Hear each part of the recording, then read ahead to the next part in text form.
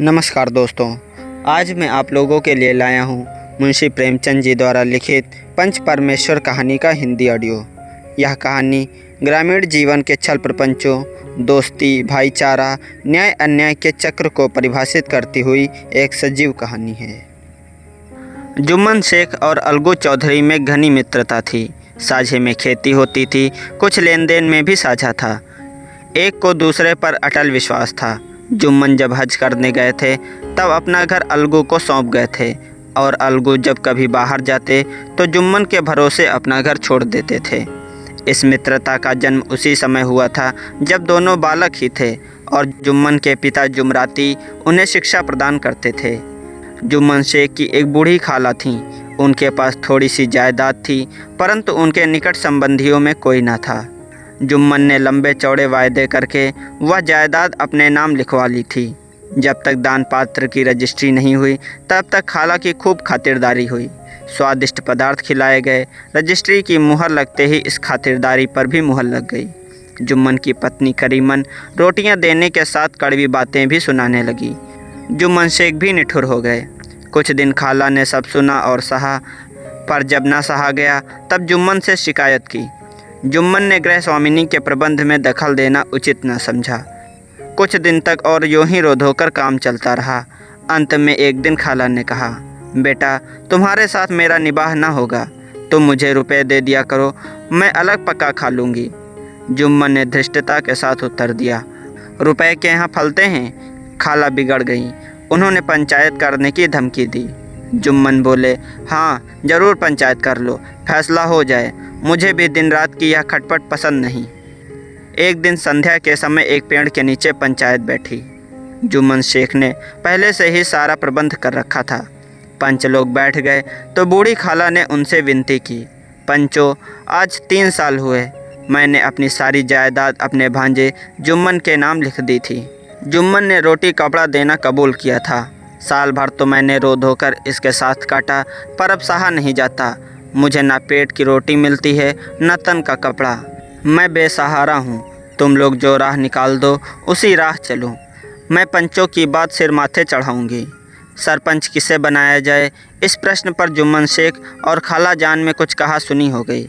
अंत में खाला बोली, बेटा, पंच ना किसी के दोस्त होते हैं ना किसी के दुश्मन। तुम्हारा किसी पर विश्वास ना हो तो जाने दो। अलगू चौधरी को तो मानते हो, लो मैं उन्हीं को सरपंच मानती हूँ।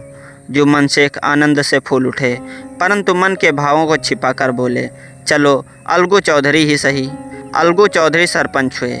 उन्होंने कहा, शेख जुम्मन, हम तुम पुराने दोस्त हैं, मगर इस समय तुम और बूढ़ी खाला दोनों हमारी निगाह में बराबर हो। जुम्मन ने कहा, खुदा गवाह है, आज तक मैंने खाला जान को कोई तकलीफ़ नहीं दी। अलगू चौधरी ने जुम्मन से जिरह शुरू की। जुम्मन चकित थे कि अलगू को हो क्या गया है। अभी तो यह मेरे साथ बैठे थे, अब इतने प्रश्न मुझसे क्यों पूछते हो। जुम्मन यह सब सोच ही रहे थे कि अलगू ने फैसला सुनाया। जुम्मन शेख, पंचों ने इस मामले पर विचार किया। उन्हें यह उचित मालूम होता है कि खाला जान को माहवार खर्च दिया जाए। बस यही हमारा फैसला है। अगर खर्च देना मंजूर न हो तो रजिस्ट्री रद्द समझी जाए। फैसला सुनते ही जुम्मन सन्नाटे में आ गए। अलगू के फैसले की सभी लोग प्रशंसा कर रहे थे, पर इस फैसले ने अलगू और जुम्मन की दोस्ती की जड़ हिला दी। जुम्मन को यह फैसला आठों पहर खटकने लगा। वे इस ताक में थे कि किसी तरह अलगू से बदला लेने का अवसर मिले। ऐसा अवसर जल्द ही जुम्मन के हाथ आया। अलगू चौधरी बटेसर से बैलों की एक अच्छी जोड़ी मोल लाए थे। दैवयोग से जुम्मन की पंचायत के 1 महीने बाद इस जोड़ी का एक बैल मर गया। अब अकेला बैल किस काम का। गांव में समझू साहू थे। उन्होंने 1 महीने में दाम चुकाने का वादा करके चौधरी से बैल खरीद लिया। समझू साहू ने नया बैल पाया तो लगे रगेदने, न चारे की फिक्र न पानी की। वह दिन में 3-3, 4-4 खेपे करने लगे। एक दिन साहू जी ने दूना बोझ लाद दिया। बैल ने जोर लगाया, पर वह आधे रास्ते में ही धरती पर गिर पड़ा। ऐसा गिरा कि फिर ना उठा। इस घटना को कई महीने बीत गए। अलगू जब बैल का दाम मांगते तब साहू सहुआइन दोनों ही झल्ला उठते। कहते, मुर्दा बैल दिया था, उस पर दाम मांगने चले हैं। इसी तरह कई बार झगड़े हुए, पर साहू जी ने बैल का दाम ना चुकाया। लोगों ने साहू जी को समझाया, भाई पंचायत कर लो, जो कुछ तय हो जाए उसे स्वीकार कर लो। साहू जी राजी हो गए तथा अलगू ने भी हामी भर ली। उसी वृक्ष के नीचे पंचायत शुरू हुई। रामधन ने कहा, चौधरी बोलो किसको सरपंच मानते हो? अलगू ने कहा, समझू साहू ही चुन लें। समझू खड़े हुए और कड़क कर बोले, मेरी ओर जुम्मन शेख। जुम्मन का नाम सुनते ही अलगू का कलेजा धक धक करने लगा। फिर भी उन्होंने कहा, ठीक है, मुझे स्वीकार है। सरपंच का आसन ग्रहण करते हुए जुम्मन में अपनी जिम्मेदारी का भाव पैदा हुआ। उन्होंने सोचा, मैं इस समय न्याय के सर्वोच्च आसन पर बैठा हूँ। सत्य से जौ भर भी टलना मेरे लिए उचित नहीं है। पंचों ने दोनों से सवाल जवाब शुरू किया। बहुत देर तक दोनों अपने अपने पक्ष का समर्थन करते रहे।